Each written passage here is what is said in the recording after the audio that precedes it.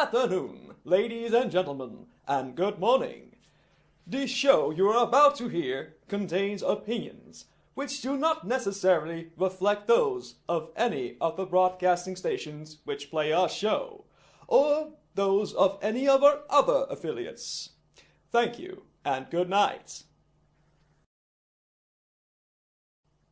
Welcome to No Hooves Bar, number XDXXX. Remember, our opinions are not facts. Unless they are facts, then they're not opinions. We got no Sarf here, but we do have a Shade and an Amonisis, and I forget the number of this one. I thought you said that, like XXIX? Didn't you say that? Yeah. That's correct. That is the correct number. I was accidentally right, which means I'm an accidental genius. Woohoo! Wow! Speaking of accidents, we have lots of accidental news later on, but we're not going to that quite yet, are we? No, we're not desperate enough. Not yet. We have to build up to it and get there. But right at the bat, we need to make some announcements here, like serious announcements. So, last week we made a promise. You weren't there for last week, but we made a promise about our special guest appearing tonight. That's Hannah K. But we're pushing that back. Next week. We have important executive reasons for that, but we won't tell you about them. But they're very important. Yeah, I don't either. But anyway, she'll be there next week, and then it will be super awesome. And now, the other announcement. Sarf is completely done with all this Easter nonsense. So, in order to survive the occasion, he's regenerating in his alcove. So, he'll be back next week as well. Yep. Hopefully he'll come out a ginger this time. That'd be great. Nah, that's not gonna happen. Well, he said he's gonna regenerate, right? Maybe he'll be a girl. Maybe. Yeah, why doesn't that ever happen? Why doesn't the Doctor ever just regenerate into a turtle or something? I don't know. I mean... Ask him. Ask him next time you see him. Okay, I'll ask him next time I see him. The closest he got to being a girl was when he was Michael Jackson. Oh, yes. I remember that. Oh, he went there again. Oh, so I missed you last week. We had Bleeding Raindrops pretend to be you for like 30 seconds or something. Oh, how'd that go? Pretty well. He does a pretty good sterling crazy American thing. Awesome. I'll make sure to send him a hamburger and a AK and tell him good job. An AK? You know, AK-47. Yeah, but that's not very American. That's more Russian, man. It's a gun. I don't care as long as it shoots. Everything is a part of America sooner or later. Exactly. But how are you? How was your weeks? My time last week, it was very, I wouldn't say relaxing, but it was very refreshing. Like the Sunday that I was gone, I was able to kind of defrag and let my mind just sort of put itself back together. And this last week, it's been very busy. I've been working out a lot more. I'm trying to, get a proper body for the summer and all that good stuff. But it feels good. It feels good. Sore but good. Doing anything for Eggfest? I already did something for Eggfest. What happened was my father, who I would normally do Easter with, he has an appointment tomorrow that I have to drive him at 4:30 with to see the doctor for a checkup, and I don't want to get into any details, but it involves him not being able to eat for like 12 hours beforehand, so I had to figure out what to do for dinner. But fortunately, a good friend of mine's family had me over, and I just had this glorious feast of like ham and like this green bean casserole stuff and all sorts of other really good things. And it was very tasty, and I enjoyed myself. And then I gorged on peanut butter chocolate egg and some marshmallows, and I'm feeling quite fat today, but in a good way. No wonder you have to work out. Hey, that's one of the benefits to having such an active lifestyle. You don't really have to watch what you eat so much. You just got to make sure you eat enough where you don't feel like you're dying. Oh yeah, I feel extraordinarily lucky that I don't have to drive a car whenever I need to go somewhere. I just walk. So, yeah, definitely take pride in that. I wish I could just walk to places, but on average, I you're drive in a like mountain. 40 miles a day. You're in a mountain somewhere. So, yeah, you have to go distances to get to stuff, right? Mm-hmm. Yeah. I actually did the math, and on average, I drive between 45 to 50 miles a day. Woo. Yeah, do you want to translate that to non-American currency? Yeah, hold on, how much is that? I think it's like 2.8 times. Or maybe it's a little less. Something like that. It's 72.4 kilometers. Oh, right. See, it's too late for me to do that. I knew that. Well, now you know it more.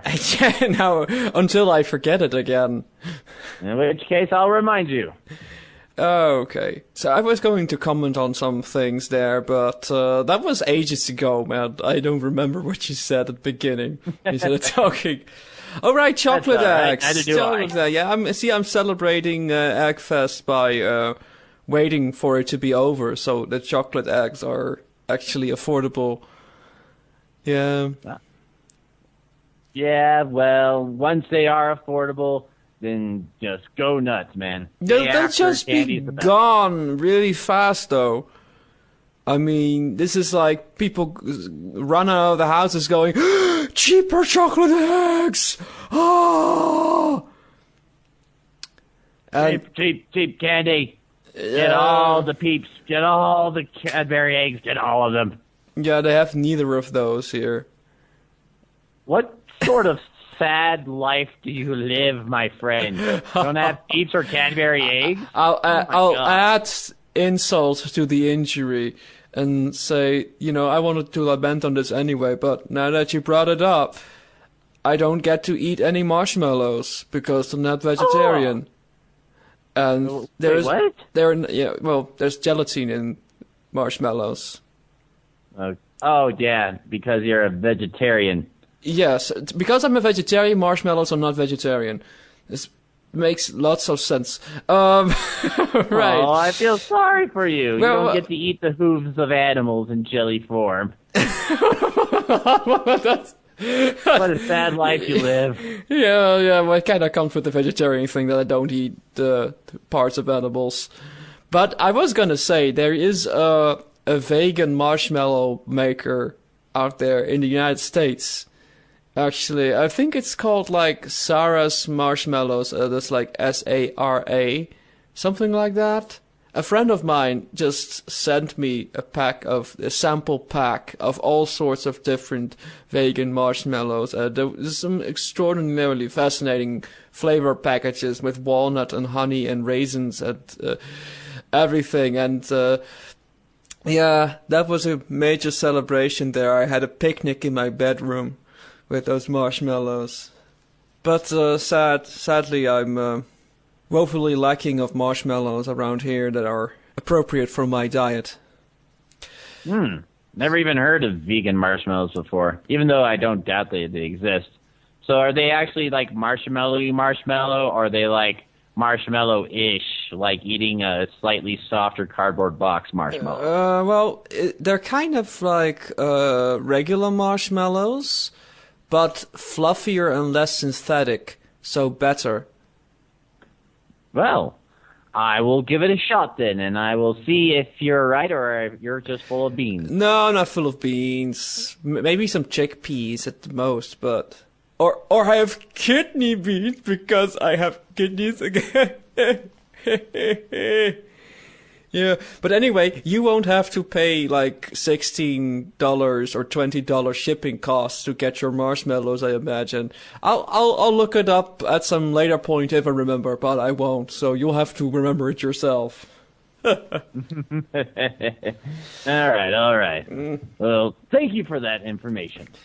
Now, speaking of information, and while I'm talking, shall I tell you about my week? I made a fascinating breakthrough. Well, actually, I made multiple breakthroughs. First of all, you know those red bartlett pears? They're those reddish, yellowish pears. Yeah, I know those. I discovered that those are the ultimate pancake pears. Ooh. Yeah, Pancake yeah. I like making my pear pancakes, but I used to use a lot of conference pears, or I make a pear stew with the typical stew pear type pears. But I thought, I'll go with the slicing option. I put the pancake in the pan, and while it's still doughy, I slide these thin slices of the red bartlett pear in there, and then when you flip it and it gets golden brown along with the pancakes, and then you eat it, and then a whole new world opens for you. Wow. I never heard of stewed pears before, nor do I know of 90% of what you said, but that sounds delicious. Well, I'm not talking about making a pear stew, because that's what I use stewing pears for, the red bartlets. You can make a stew with those as well, but I just slice them up into the dough of a pancake, rather than just making a stew and adding it as a condiment later, which is also a nice way to do it. And then you can add powdered sugar to that. That's the Dutch way of doing it. Oh, yeah. I've actually, when I was in Oregon, my family went to this one restaurant that sold these, giant Dutch pancakes called Dutch babies, and they were, 2 feet across and extremely thin, and you, squirt lemon on it and put maple syrup on there, and they were so delicious, man. That's the British Commonwealth way of doing it. Also, call it Dutch baby, so you're gonna have to. Yeah, I've never heard of those. Maybe they were excommunicated, after the abortion or something, because we don't know I don't know what this Dutch baby stuff is. But thanks for the information. Did they have poffertjes? You're welcome. Did they have poffertjes? Papa what? Poffertjes. Yeah. Poffertjes? There's these tiny, sort of oily, fluffy mini pancakes. And that sounds awesome. I want one. Yeah. You know what? This might just be the most fascinating live show for listeners ever. But I'm gonna link you to this, because this is just something that's important for your education and all that. So I'm just Wikipedia this thing. Let me just go. Another thing you could do with pancakes is use it as breakfast burger buns. You stick a slice of sausage patty in between with bacon, eggs, and cheese on top. You have your own little pancake sausage McMuffin. It's delicious. Welcome to No Who's Bought Culinary Cast. And I'm actually okay with having a culinary episode, actually. But here's your link, Ammo, and now you can, do what you need to do with that. Poffertjes. Yeah, kind of. You're kind of getting there. It sounds like a Greek culinary philosopher. Poffertjes. When you pronounce it like that, yeah. I once made these by accident. I wanted to make pancakes, but what I did wrong, I had my soy milk was frozen, so I had frozen milk in there, and I thought I should soften it up by adding heated oil to the mix, so that I could get it in a sort of an equilibrium sort of state. And it ended up being pre-oiled in the mix, so that I get these little blobs in the pan, and they, they started rising up vertically, and I got poffertjes by accident. Serious business. That sounds delicious. More accidents later on. Oh, you must be so excited, waiting for the accidents later on. It does remind me of the time that I made breakfast spaghetti. It was great. Did you do it by accident? Did you just slip on a banana peel and go like, oops, spaghetti? I just cooked it for 15 minutes and it's done. Well, let me tell you the story. I was actually trying to make oatmeal one day, so I get everything all set up. I get the water boiling. I get all the things I like to put in there, like, chopped bananas and maple syrup and all that good stuff. I put syrup in everything. I'm a little bit Canadian in that way. But I go to grab the oatmeal, and we were completely out, and I was just so sad because everything was already, like, in mid-make, and I was just like, what am I going to do? So I look around, and I see on the top shelf there's just this box of unopened penne pasta that I know has been there probably for, a good long time. So I'm just like, I'll try it out. So I take the penne pasta, and I throw it in the pot, and I, do the same thing and wait till it's all dente and all that stuff. And then I take it out, and one thing that I learned from making that is that when you do that with the syrup and the bananas sort of melt with the syrup and turn it into this, like, breakfast sweet sauce type thing, and everything gets absorbed into the noodles, so all the noodles were, like, just slightly sweet, and, like, everything really worked together when I didn't think it would work at all, and it was so delicious. So I made that a regular thing. Breakfast spaghetti.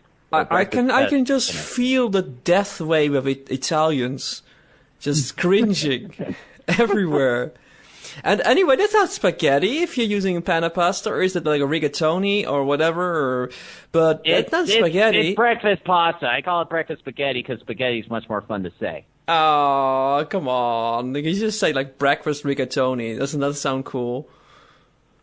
Yeah, well, it wasn't rigatoni. It was penne. Fine. Penne. Oh, you're so funny. Funny. Oh, maybe you should make like a breakfast tortellini or something, and you just put like banana in there, and then use a maple syrup sauce. Banana would be good. You could also put like some sort of cream cheese in there. That'd be good too. Yeah, but I don't like mixing the sweet with the cream cheese. That's just not my style, yo. Well, maybe it's my style. Yo. Okay, well, you will enjoy that then. You go enjoy that in your corner of the world. I will. I'll open up a store and I'll make millions of little things. I wish you the best of luck with that. Something tells me you would need it. Nah, I'm too busy with the kung fu stuff to make breakfast anyways. So I had another breakthrough.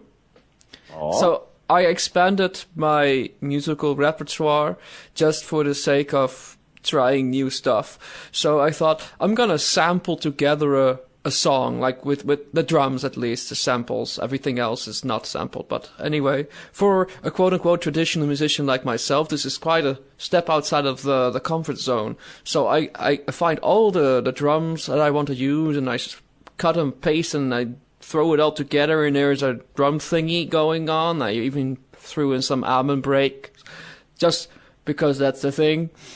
And then I was sort of done with the beat, and all of a sudden I thought, I should rap to this. So I started rapping. And then I realized, this is how it must have happened. This is just how that happens. It's just like, I gotta rap to this. It's very terrifying how that just happens. Accidental rapping. Yeah, it's my pony album. So this is a King Sombra rap. Oh, really? Yeah, it's a serious business. But let us discuss the accidents in the news, because there are accidents in the news. And the uninteresting ones, like the accidental abortions and accidental marathon walking, nah, that's not very nice. Nope. I'm gonna tell you about the taco that cost a fortune. And this isn't somewhere in California. There's a taco restaurant there, and according to technical difficulties, everything went wrong. So says the American media. I don't think I've ever spent this much money on food, says customer Michael Cole after seeing his bill. Yeah. So he bought 2 tacos and a pizza and did not pay $4.05, but instead paid $4,050. Yes, this customer discovered that when trying to withdraw money a few days later and being unable to. So another person spent $10,200 for a meal, and that's 1,000 times more expensive than it's supposed to. So, yeah. Now he is unable to pay for his mortgage. So that's all too bad, and yeah.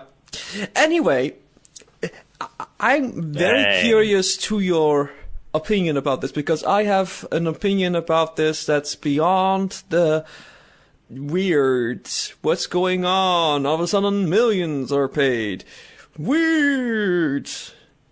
Well, my opinion on that is somebody really should have looked at their receipt and talked to somebody about that, because that's a little bit exorbitant. I mean, what was on that friggin' taco? Like diamonds, shredded diamonds? Well, this is America. You don't. You talk about it to a psychiatrist and a counselor later on, and go like, "Yeah, this is really expensive," and then they'll prescribe some drugs to help you with that. Exactly. No, I have another opinion here. The normal price, what they were supposed to pay for 2 tacos and a pizza, was $4.05. Mm-hmm. I do not want to risk eating 2 tacos and one pizza when it costs $4.05. That sounds dangerous. What's well, 2 in tacos that? for $4 sounds fine, but a pizza? That's a little bit cheap. What's in that pizza? Explosives. There you go. Explosive diarrhea, maybe. 2 tacos and a pizza for $4.05. That just spells accidents, as you say. Mm-hmm. But there's there's more news, important news. Actually, but before we move on to that last news story actually reminded me of a news story that I just saw a couple days ago, which is very similar. This guy online ordered these bear slippers. They look like bear claws and whatnot, and he had an abnormally large size, like 14.5 size foot. So he had him special ordered 14.5 size. But something derped up between either him or the people making the shoe or somebody, and they sent him a size 1,450 shoe. Oh, this is exactly like the Black Sabbath Stonehenge incident. Oh, look at our prop. It doesn't fit into any musical performance theater. And then the Spinal Tap version, of course, which is the reverse with the tiny little thing that was in quote-unquote in danger of being crushed by a dwarf. Yes. And they actually had a picture of the slipper on there too. It looked like a giant bed, like a queen-size bed with these big old clawed toe things coming out of it. It was great. Maybe it can be transformed into some sort of wicked cosplay. It'd be hard to walk around in that thing, but you can get attendance for that. People help you and move along your slippers while you walk. You'd be the most hip invalid on the party, I think. Oh, yeah. You'll definitely be the center of attention, to talk around town, the jeu de verbe or whatever. Well, anyway, there is more news, which is very important. Know who's bought news. There are slightly erotic gay stamps on the Finnish stamp market now. You can get them in the post office, and they are made by the artist name Tom of Finland, and of course the real name is not Tom of Finland, because that's not a real name. The real name is Turko Laaksonen. And what? Turko Laaksonen. Gesundheit. No, it's Finnish. So, it's basically, well, it's men in uniform and men who are naked, and they interchange on the stamps. I will give you a sample, another great link for our audience to listen to. There we are. Take a look at that. Okay, taking a look at things. What does this say? Oh. Whoa.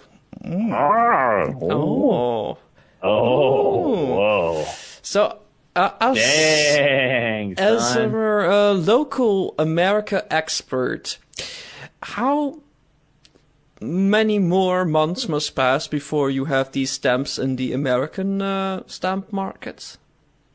Well, I'll tell you, if it was two erotic gay women, lesbian, it would be probably maybe a month or so, but since it's gay men, probably a couple hundred I years. have this nagging suspicion that the people in power in America are all men.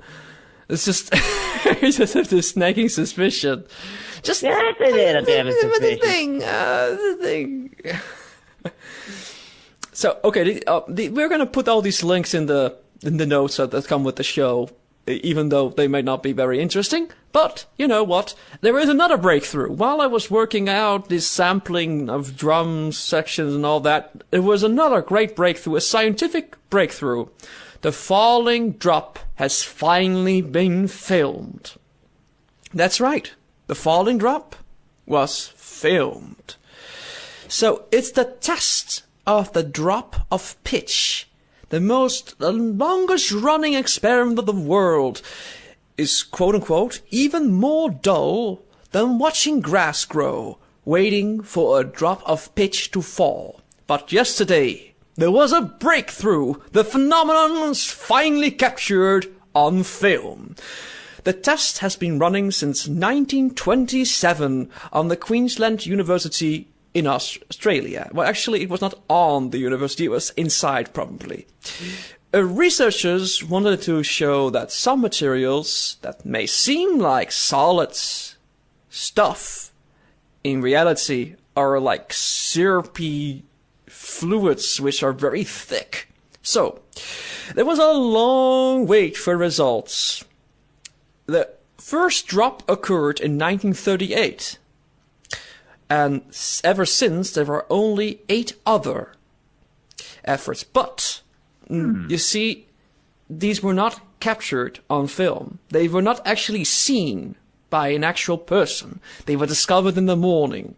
Like, like stepping into the laboratory and all of a sudden, like a burglar entered. The drop, it happened. So, the article says the following. Never before was the falling of a drop seen or captured on film. In 1977, John Mainstone, head of the research, came in to check one day too late. In 1988, he was only a few minutes late. But that Mainstone also missed the drop in the year 2000, maybe it was the Millennium Bug, was very weird, yo.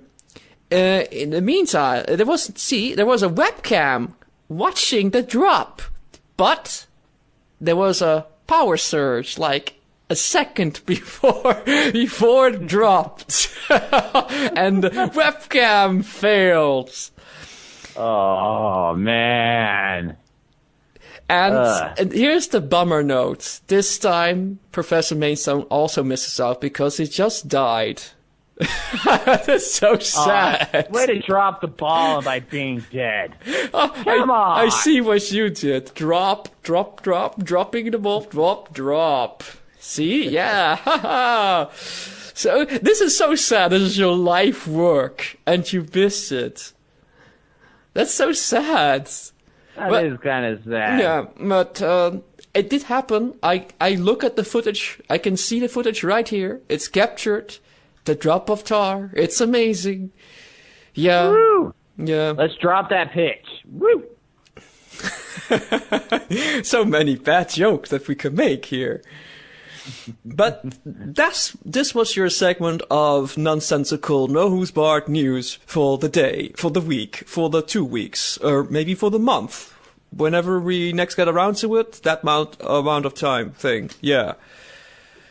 So, we move on to the next segment of our fantabulous show. But before we do that, I'm going to interrupt myself in my own segue and say we got a couple of messages. I got a couple of messages. Maybe we got some emails too, but they might concern our super special guests. So we'll get to those next week. But somebody asked me stuff, and it was about the podcast. And even though they weren't really questions to ask on air, you know, there wasn't like, ask this on the podcast. You were sent a new email. Since we're so starved for audio participation, hint, hint, we're going to just translate that into actual on-air content. So I will just forward those questions that were asked me about the podcast to us and everybody listening. The first question is a silly question. At least it seemed silly to me. But then I thought about it and it wasn't really that silly anymore. He asked how you can watch the show live. And it occurred to me that we always run down, or almost always, when you can listen to our show live. And let's sort of suggest that when the moment is right, when it is 10 p.m. Eastern Time, American Thing Time, on Sunday, suddenly, the show appears and you're watching it. But you actually have to do something to get there. You have to go to livestream.com/nohoovesbarred. That's one word, just nohoovesbarred. And if you're listening to us live right now, you're doing it. Yeah, you're doing it right. Gold stars all around. Woo! So we've been telling people that when it started, but we rarely told them where it started. Yeah, especially since we have changed our broadcasting channel a few times. Woo! We dropped the ball. Awesome. Yeah, well, we announced it on our Twitter, which is @nohoovesbarred, of course. Well, we usually do. I don't think we did this time. Anybody listening now is just sort of accidentally strolled in. The theme of the week is accidents. Yeah, normally we announce, hey, we're doing the show thing. But I don't think we did that this time. Did we? Nope. We're professional today. Doing everything all right. Yeah, we're just freestyling this. That's kind of cool. I'm okay with that. Because you can also listen to our show not live if you want. I mean, you won't get any bonus points for that, but still, you're listening to a great podcast, right? We're like the parkour of podcasts. we just get from A to B in whatever way we need to. You're doing it in a cool way. So, where can we watch this stuff after the fact? Well, or listen to it. You can go to the YouTube, the appropriate YouTube channel. I'm not sure which one it is, but it doesn't matter. You can go to soundcloud.com/nohoovesbarred, also one word, and you can go to nohoovesbarred.tumblr.com. That's where the episodes are also posted. So, one of those three things will do it for you, I think. And then we're also played on lots of fancy stations, aren't we? Aren't we? Yeah, fancy stations all around. Fancy Just a plethora stations. of everything. Yeah, so I know where we played, but not when, because that's something that Sarv just sort of droned out every week, and I prompt him. So, but, you know, just for the sake of being completionists, I'll just mention them. We have Ponyville Live, of course, which is sort of the super group of brony station things. You know, they sort of collect everybody like stray puppies. We have Alicorn Radio. I think they're first in line for playing our show. on probably Tuesday. Then we have Luna Radio. I remember their URL being lunaloves.us, because it's kind of unforgettable. We have Philadelphia Radio, of course. We have our Australia buddies, and unfortunately my Australian accent failed on me, but they're the high... Ah, thank you. You see, I should have just said that. Okay, mate. Get out your Fosters and your prawns and we'll have ourselves a great go, huh? Yeah, they're the Hive Radio, and they're a Changeling station. And of course we have Celestia Radio. We also have Sonic Rainboom. Radio Boom, not Rain Boom. See, they weren't in their super secret private radio chat topic yet, which hasn't been updated in a century, so they're not there. So I had to just improvise there, and yeah, I did that. Oh, and our email address is hoovepod@gmail.com. But we're not done shilling yet, are we? We have more. You can also commission this guy called flairnights.deviant.com, and that's FLAIRNIGHTZ, or Z if you're American. And you just tell them, Nosebird sent me, honest. And if we didn't send you, you can say that anyway. We will really appreciate that. I mean, a little bit of fraud to get us money is quite acceptable, I think. Yes, lie for us. We want you to lie. Not really. But we want to be accomplices to your lies and thereby earn money. Exactly. Ha ha ha. But, Emo, did you watch that pony episode? Did you do that? Maybe. Yes, I did. And? Oh, I love when you got like all the multiple subplots and they are just kind of doing their own thing. Like it really kind of makes the episode feel full, but not like dire consequences full. You know what I mean? So it's just really fun to watch. Just so many things just to watch at one time. It was great. So do you want to do the positivity thing first, or have the negativity out of the way first? Well, positivity is the only time I get to really talk. Yeah. So, yeah, that means I'm asking you if you want me to tear it down first, or... Well, go ahead, tear it down if you like, and then I'll build it back up the best I can. Okay, we'll probably get some sort of rickety sort of construction, but... You see, after 2 weeks, I think I was yearning for an actual episode, and it wasn't really an episode. It didn't feel like a real episode to me. It was just sort of there. Lots of continuity in there, lots of let us just, occupy the screen, but not a whole lot going on. And the regular cartoon show plots that were going on were kind of painful. Even though Rainbow Dash was really cute in this episode, the plot with her and Fluttershy, which was the main one of the episode, I guess you could say, was kind of painful to watch, because I was watching that thinking, well, this isn't really about anything. This is just gonna sort of simmer and then nothing is gonna happen. And then when that one pony called them back and said that they wanted the horseshoe, I was like, oh, I was groaning.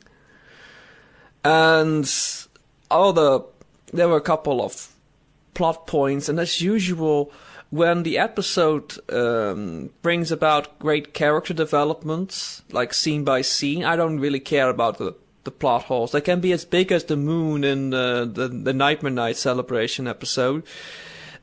And I won't care, but here I'm annoyed when Rainbow Dash doesn't jump over the crowd and waits for Fluttershy to use that whistle, which was only introduced for that scene. And the entire episode I was wondering, when is this going to matter? Never is the answer. And then in the middle of that, the sort of break scene to, in the meantime, in the Batcave, Applejack and Rarity. Nothing new happens here, but they're just repeating their lines. And now back to our other people. And it's just the entire episodes to me seems like they're trying very hard to make a full episode, as you say, but I'm not filled with a good meal or even a nice dessert. I'm filled with lots of dry biscuits and lots of biscuits at the same time. So I feel like I've been eating all these different biscuits at once to fill me, and it's like all these sesame seeds get stuck in my teeth. And that was kind of what the episode did for me. Well, sorry that you had such a painful time. Must be hard being you. Nah, it comes natural to me. But being me. But the good points. I'll start with my good point before you completely go on your positivity train. Okay. Despite the episode not really warranting such a nice sort of yay moment at the end, I still kind of got into tears at the end, just because they were just the characters are really friends, and it says to me something about the characters. And after this vacuous episode, at least for My Little Pony standards, because for me it was definitely the worst episode of the season, they still show that they are good friends, and I'm thinking like, wow, that somehow makes it worthwhile to watch this episode. So I can't really say like this was terrible, even for all that I've said. So yeah, and Rainbow Dash was cute. You can't really deny Rainbow Dash. All right. Are you done with your positive points? Well, there's always more, but I don't want to be the ever mic-hogging Shade person. Okay. Well, then let me go on to my points.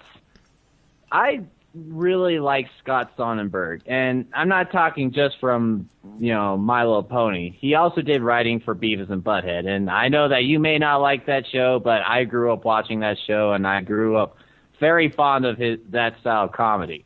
So it was kind of nice to see this episode and the previous episode that has this kind of feel to it that feels comfortable to me, if you know what I mean, where things are happening, but they don't draw that much attention to it. So it's like full, where you can look off in any sort of direction and not miss too much, but you can watch it again and pick it all up again. I like that. And I love what they did with the three subplots of, Rainbow Dash and Fluttershy, trying to go through all this crap in order to get the, Daring Do book. I love Rarity and Applejack, going at odds with each other, trying to be the most generous friend by buying the equally useless thing. And I like Pinky trying to auction off all of Twilight's books by using buzzwords like princess, princess, princess, double princess power, and all that stuff. So, there's just a lot going on, and it's not an episode that you have to really follow like most episodes. It's just something you kind of just let soak in, and that's what I like. Even in certain parts, you can just look in the background and still find things going on. It's sort of an experience episode in that sense. Pinky was funny. I agree that Pinky was funny. Oh, yeah. And so also on a subjective note, it featured my three top favorite ships. I know it's not canon, but shut up, it's my head canon. You got Flutterdash, It's real to you, huh? It's real to you. It's real to me. Chicken. Chicken, sorry. Chicken it. We got our Flutterdash, we got our Twinkie, and we got our Rarajack, so that makes me happy there. Apple tea. Apple tea. Apple tea.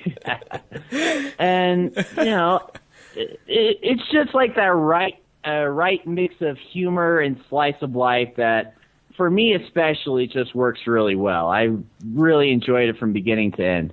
And one thing that I didn't know until earlier today when it was posted on Equestria Daily. Do you remember that one dude at the Discord lampstand? I gathered that it's somebody's OC who has a disability himself, and he's doing the voice as well. Isn't that so? Yeah, it was some kid. I forget his name. It was really long from the credits, but his OC was put in there from the Make-A-Wish Foundation as because that was his wish to get onto the show. I guessed that it was a Make-A-Wish thing, but I didn't know. Interesting. Yeah, and I just thought that was really cool. Like, it's so sweet, and it didn't really feel out of place. I mean, he did look OC-ish. I will give him that, but it wasn't like blaringly bad. It was just bad, but just it was fun. Be glad that he didn't have 16 body tattoos and different eye colors and 50 different sorts of wings attached to the body and. Oh, look at my half-glittering rainbow wig mane, and then a different style tail, and oh, by the way, I'm an alicorn, and yes. And my mother was a dragon, so I have one dragon wing tip, and I have these tribal tattoos, and I have 5 cutie marks because I'm so special that I have all these different talents. You don't even understand how great I am. Yeah, it wasn't like that. That would be a completely different story. No, but I do like the steampunk wheelchair. That was cool. And I have to say that and maybe it's a point in disfavor of the other performances, or rather the writing behind it, but I didn't feel like his performance was any weaker than the other Sills ponies. It was just sort of like, I'm random character, I'm not really important, but I'm trying to be interesting anyway. Wasn't really working for me. I think what you described with the episode actually strikes me as very apt, that there was a sort of episode that you could ostensibly have on and not pay full attention to. See, I don't really ever do anything like that. I either watch something or I don't. I don't have that sort of thing where I half watch something. I guess that may be why it was, not really my type of thing. It was really like an episode for what the target audience, I imagine, and not so much for the adult viewers, at least. I would disagree with that, mainly just because you're an adult. Are a lot of because you're an adult. Hey, I'm still a kid inside. You have a kid inside? You have to get it out, man. Okay, let's place that over there and not touch that ever again. Okay? No, I don't mean like that. I mean like you accidentally swallowed one, or one crawled inside while you weren't looking. Oh God! It's trying to get out right now. You think you have to lose weight, to get informed. You just have to get that thing out. What were you trying to say? What I'm trying to say is that it is a different style of story, and it's not like, very complex and woven, but for what it is, I think it's awesome. And it does follow some, like, what am I looking for? It's following some basic plot things that we've seen before, but they do it in sort of more unique ways. Like, instead of everyone getting what they want, only Fluttershy gets what she wants because she was, like, completely selfless from the entire thing, but everyone was still happy anyways. And, the horseshoe was accepted. I thought that was... I do think that was a grown-worthy moment for me, but it was, like, funny because it's so absurd, so I let that go. And but it wasn't really funny. It was absurd. That made it funny for me. It was so predictable, and... Not really. Everything was. Say the thing like what would have been predictable is if the Fluttershy gave her bear call to the lady because she wanted a bear call.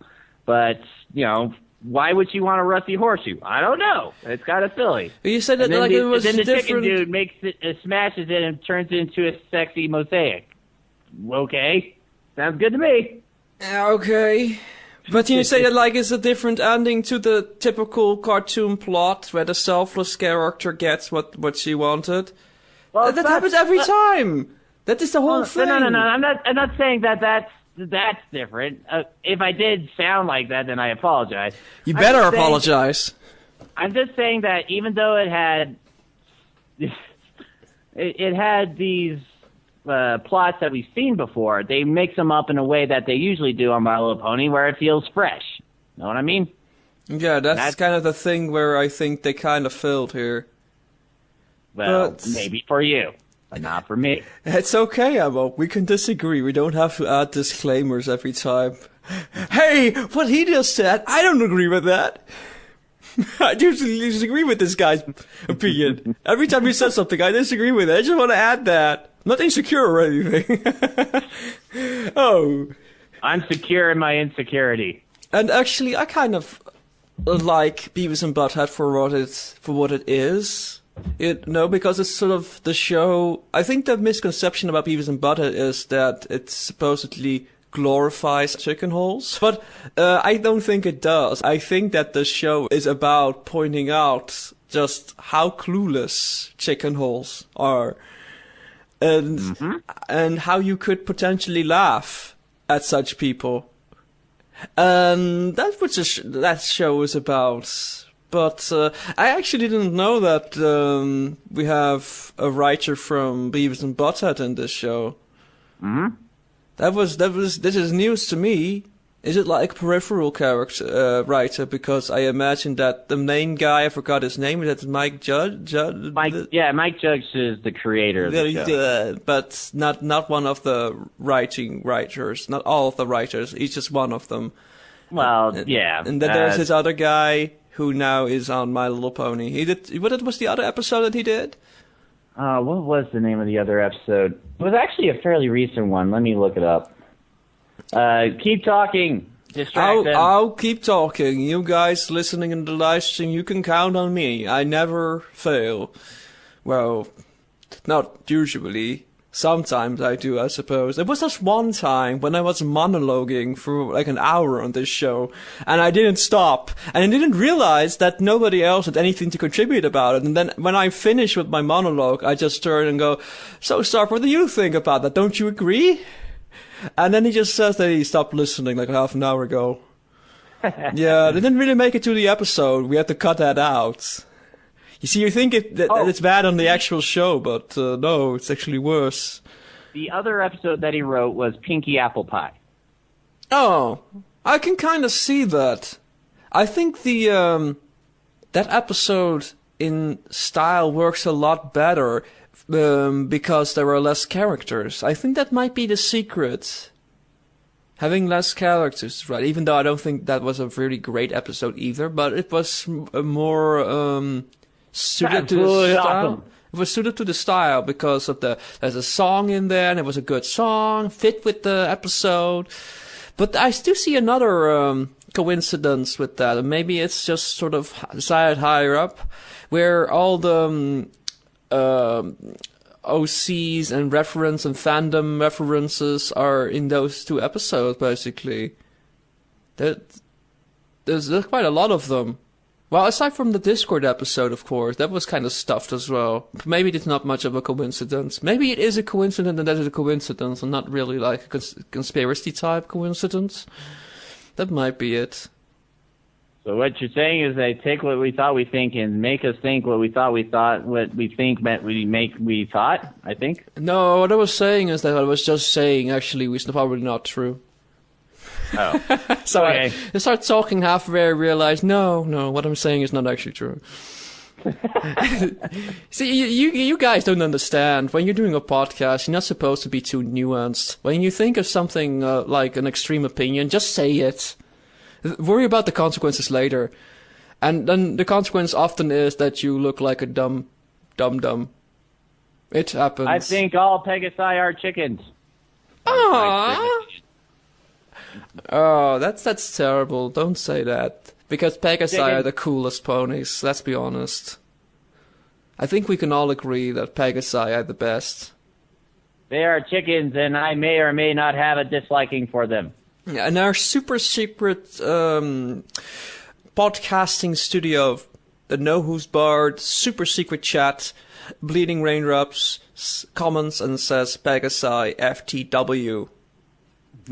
So, yeah. Well, considering Fluttershy is my favorite pony, I hope you know that it was sarcasm. But whatever. Yeah, I understood it from the get-go. I'm sharp and tuned into those kind of things, you know? Totally with it. I just wanted to make sure. Okay? I just want to make sure. Okay, Please I'm don't sure. be I'm mad sure. at me. I'm sure. I'm not gonna be mad at you. I forgive you. I mean, you say lots of dumb and offensive stuff all the time. And I never take it personally. You know, I just go, that's Emma. How quaint. He says something to... Oh, hey. Did I ever say anything offensive to you, you hipster European Germany scarf man? Are you gonna call me Danish or something? Like you usually do? I'm German. Where do you get off for being Danish? Get out of the North Pole and be somebody. Well, amusingly, whenever I go to Denmark, I have to pass through Germany. That's the only way if you're going by train. So. Okay. Yeah. The more you know. Yeah, you know. Yeah, just for the benefit of the listeners at home, if you want to go to Denmark from Germany, you probably end up going to Hamburg first and then go north from there.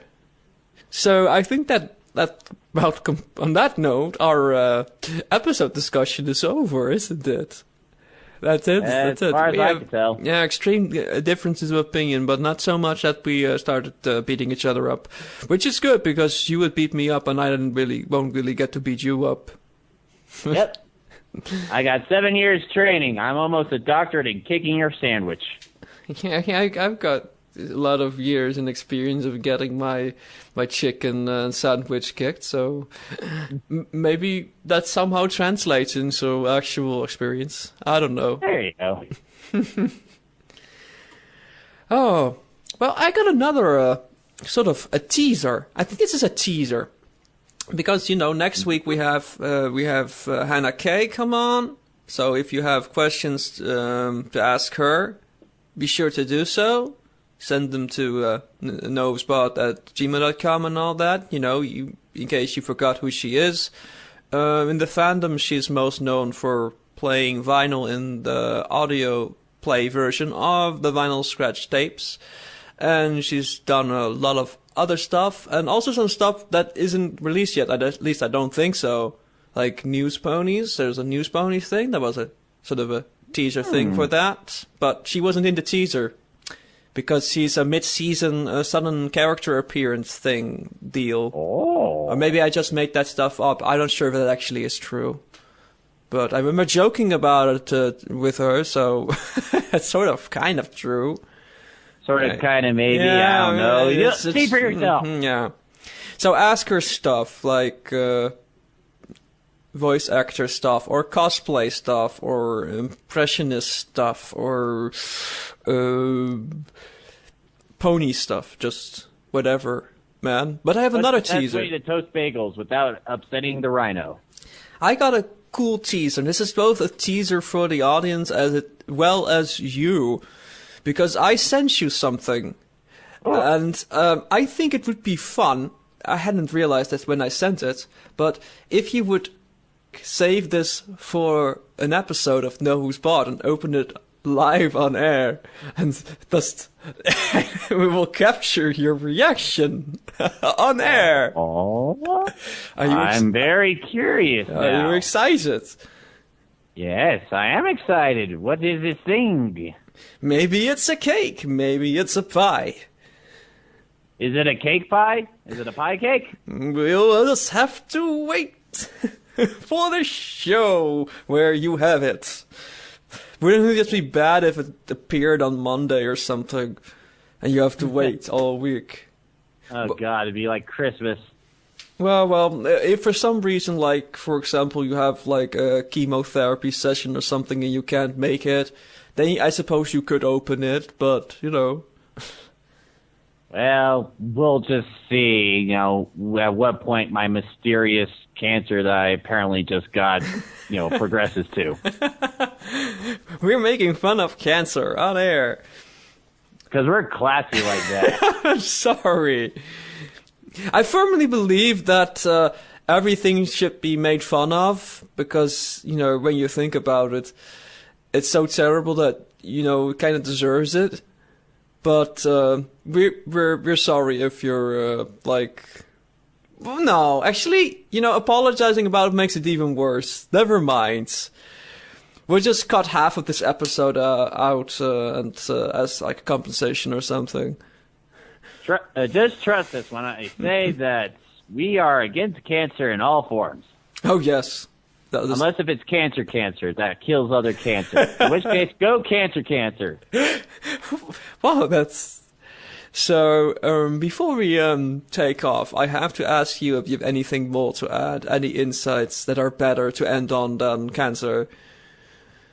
Be cool to your friends. Call your mom and say, hey, what's up? I love you and stuff. And make sure that the next person you punch, you give a chocolate raspberry fritter to, because they probably would, like you a little bit better for being punched.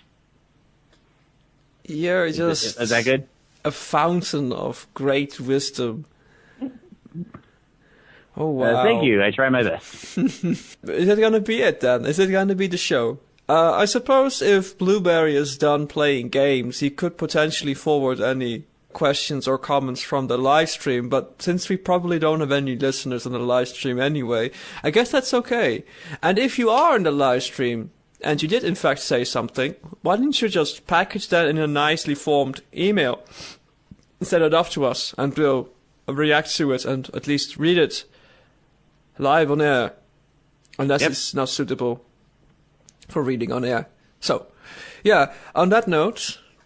we're good? We're good? Are we? I don't know.